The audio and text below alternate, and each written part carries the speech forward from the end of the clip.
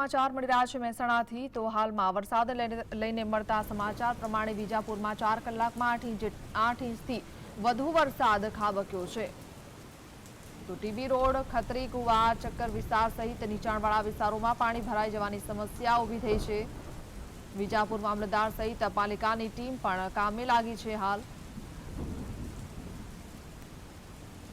તો હાલમાં વરસાદે વિરામ લેતા તંત્ર પાણીના નિકાલ માટે કામે લાગ્યું છે। નીચાણવાળા વિસ્તારોમાં વરસાદના કારણે પાણી ભરાવાની સમસ્યા ઊભી થઈ હતી।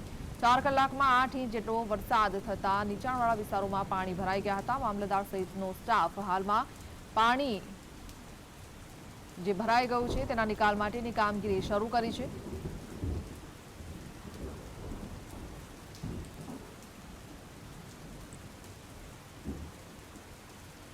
તો આજે સાર્વત્રિક વરસાદ જે રીતે ગુજરાતમાં થઈ રહ્યો છે ત્યારે કેટલીક જગ્યાએ ભારે વરસાદ છે તો ક્યાંક હળવો અને મધ્યમ વરસાદ પડી રહ્યો છે।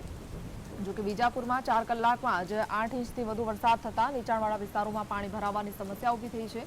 ટીબી રોડ, ખત્રી કુવા, ચક્કર વિસ્તાર સહિત નીચાણવાળા જે વિસ્તારો છે ત્યાં 8 ઇંચ વરસાદના કારણે પાણી ભરાવાની સમસ્યા ઊભી થઈ છે। સંવાદદાતા સંકેત જોડાયા છે। સંકેત, હાલ કેવી પરિસ્થિતિ છે?